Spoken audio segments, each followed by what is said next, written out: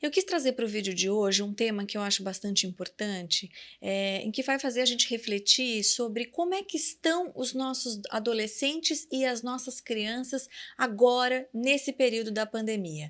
Como é que eles estão se sentindo e o que a gente vem percebendo nos consultórios de psicologia?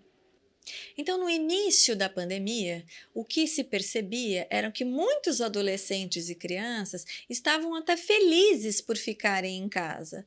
Então, teriam mais contato com os pais, toda aquela sensação de que a família estava reunida. Então, crianças que viviam muito solitárias porque os pais estavam muito tempo fora de casa, ou que ela ou o adolescente estavam em muitas atividades fora de casa, se sentiram até beneficiadas por esse novo momento em que todo mundo estava lá, e todo mundo estava em casa. Agora, a gente vem reparando uma mudança nessas sensações das crianças e dos adolescentes.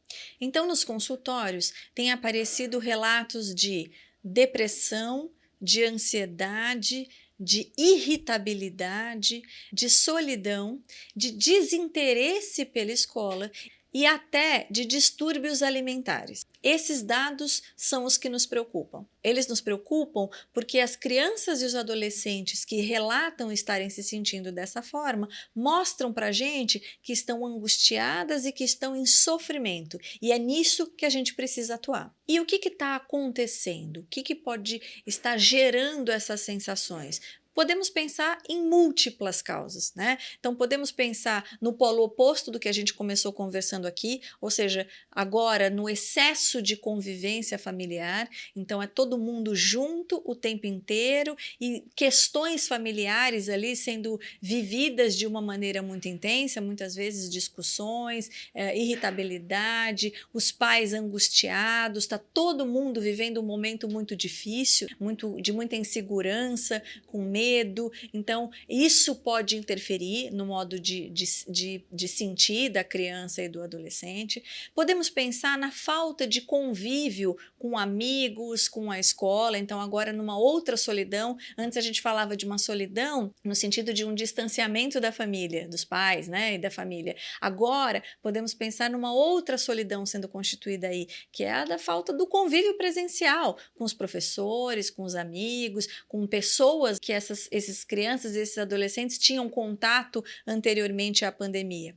Podemos pensar na falta de atividade física. Então, quando se fica mais isolado, quando se fica em casa, se reduz a atividade física e também as atividades de prazer, que são muito importantes e muito interessantes, né? A gente está dizendo de uma redução, na verdade, também de estímulos para essas crianças e para esses adolescentes. E isso tudo pode causar essa apatia, esse desinteresse de retomada de atividades, por exemplo, esse desinteresse pela escola e essa desmotivação. O que se percebe nos consultórios é que muitas vezes essas crianças e esses adolescentes estão se sentindo angustiados, estão se sentindo com medo, até por, no caso das crianças, por exemplo, não saberem exatamente o que está acontecendo, por que vai para a escola, depois não pode ir mais para a escola, enfim, não entender exatamente a dinâmica do que está se passando, e esses sentimentos todos ficam desconhecidos para ela. Então, eles não sabem dizer o que está se passando com eles, né? O que eles estão sentindo. É importante nessas situações que as famílias conversem, que tentem perguntar para eles como é que eles estão, o que eles estão sentindo. Então, além de observar o comportamento, é muito importante tentar saber o que está se passando com eles, até para ajudá-los a entender esse processo e o que eles estão sentindo. Da mesma forma que muitas vezes eles não sabem o que eles estão sentindo, eles não sabem também o que fazer para minimizar essa sensação de tristeza, essa sensação de angústia e de desmotivação. Ou seja, a gente está dizendo que talvez eles estejam com uma dificuldade de identificar e de elaborar os seus sentimentos. Quais são os sinais de alerta para a gente prestar atenção? Então, se você percebe no seu filho uma irritabilidade excessiva, uma tristeza excessiva, o desinteresse pelas atividades que antes ele gostava, seja de lazer, seja da escola, seja de retomada de convívio com os amigos, né? Então, se você percebe um isolamento excessivo, não querer mais falar com os amigos por vídeo, por exemplo, por WhatsApp, WhatsApp, por telefone. Esses todos são sinais preocupantes. Uma outra questão é, se você percebe que ele está com alguma dificuldade de dormir, ou o contrário, se ele está dormindo demais, se ele está com alguma questão alimentar, então se ele está comendo muito mais do que ele comia antes, ou se ele está parando de comer, está desinteressado pela alimentação, esses também são sinais de alerta. E caso esses sinais todos de alerta estejam dessa forma, como eu estou falando aqui, sendo apresentados